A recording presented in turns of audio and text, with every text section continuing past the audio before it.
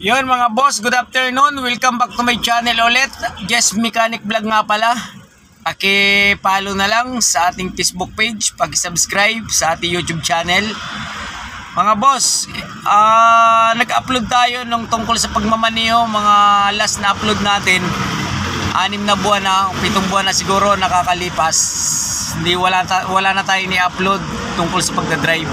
Hindi naman tayong totoong driver, so mekaniko tayo sa isang gasoline station, pero meron namang tayong nalalaman sa pagmamaneho kung paano ang tamang pag-shift ng gear ng automatic transmission na sasakyan. Ito para lang ito sa mga baguhang driver, sa mga nag-aaral ng driving school, kaya ako to itinuturo kahit paano para naman may mapulot naman na aral sa atin yung mga bata pa na mga nag-aaral na magmaneho. So let's go mga idol. Bossing, ito ipapakita ko lang yung cambio nito at kung anong mga dapat pang gawin. Let's go. Yan mga bossing, ito na nga pala yung gagamitin nating sasakyan sa pagtuturo pag-drive. Honda Accord siya na luma, 96 model lang to, automatic transmission. Ito pa rin yung ginamit natin nung nagturo tayo sa pagdadrive na sasakyan. So ito hindi pa to na-andar yan, nakapatay pa makina yan. Tapos naka-handbrake, nakalagay tayo sa park. So ngayon, papaandarin na natin siya mga idol, guys. Tapos syempre, bago natin paandarin to, syempre unang-una, checkin nyo na muna yung mga dapat checkin sa hood. Iangat nyo yung hood. Titingnan nyo yung langis, brake fluid, lahat, coolant, transmission fluid. So kasama na yun, i-check na natin yun. Yun yung mga dapat i-check nyo sa pagdadrive. So ngayon, papaandarin na natin to mga bossing. Start natin. Ito yung susi, nasa kanan. Yan. Ayan ha, tulad kanina sinabi ko na nakapark tayo. So naka-handbrake. So start. Kahit din nyo napakan yung preno, under na to. Ayan. Start natin ha. Ayan, on susi. Ayan, nakauna siya. Ayan, nakailaw na yung panel board mga boss ha. Tatandaan nyo, bago nyo i-start, antayin nyo na muna yung display ng mga ano dyan. Nakalagay dyan sa panel board, naka-indicate. O, pwede mo na i-start. Yun. Start na siya. Ayan, mga bossing, ito mga guys, sa mga baguhan nating driver ha. Bago tayo kumambyo, apak ng preno. So dalawa lang ang pedal nito mga bossing ha, kasi matic. Isa, dalawa, pag tatlo, manual transmission yun. Yan, apak ng preno. And then, ayan, cambio. Abanti tayo ha. Dandahan lang. Yan, dadaanan mo yung reverse, di ba? O dandahan ka lang hanggang in. Yan, yun. So nakalagay ka sa drive.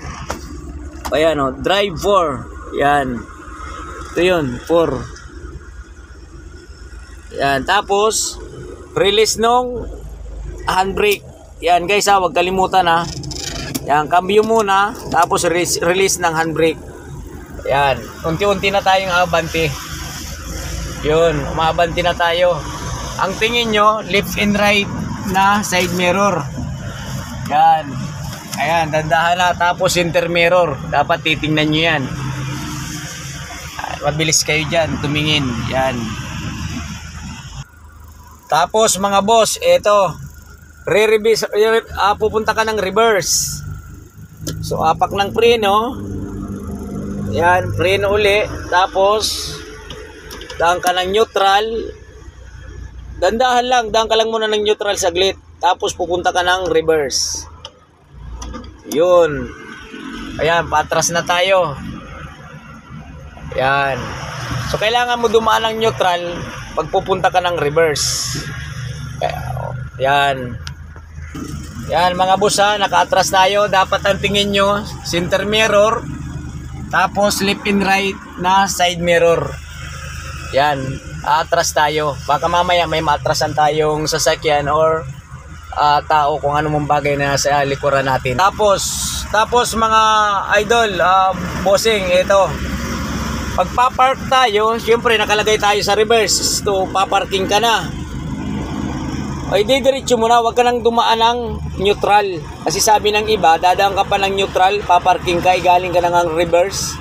Pupunta ka neutral, tapos babalik mo ulit doon sa park. So wala rin, kasi dadaan ka pa rin ng reverse. So gagana pa rin yung cambio mo. Diretso mo na ng park. Yan. Galing ka ng reverse, pwede yun. Nakapark ka na, tapos handbrake para safety lagi. Huwag niyong kalilimutan yung handbrake, park. Kasi yun nga, may nangyari nga na aksidente, di ba? Nakalagay pala sa neutral, tapos nakababa yung handbrake. Hindi tumatakbo yun, maaring uusad pa rin yun. Tapos mga bossing, ito nga pala. So lahat ng ito, may mga trabaho to tulad ng sinabi ko kanina.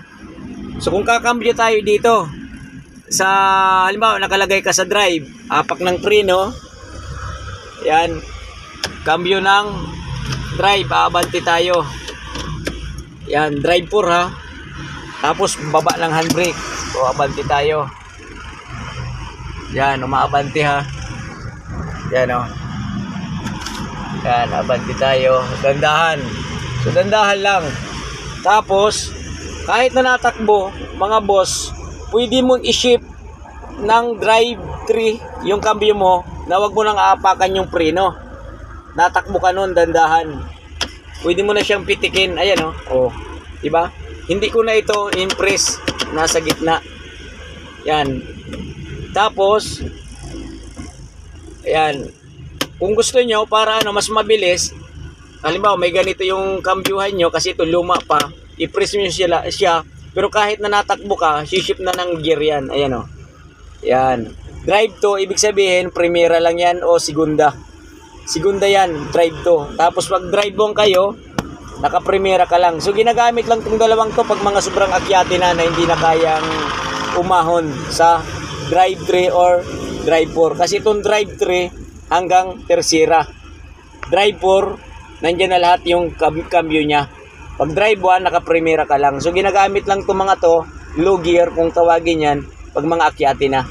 Naka-primera ka lang. Yun lang, ganun lang kadali. Tapos, apak ng preno, kung paparking ka, yan, dandahan mo siya release, hanggang makarating ka ng drive 4. Yan. Tapos, neutral, yan. Tapos, pagpaparking ka na, daan ka muna neutral saglit, tapos, yan, diretso ka na ng park. Yun. Tapos, handbrake. Huwag nyo kalilimutan lagi ito for safety. Yan, nakapark ka lagi, naka-handbrake.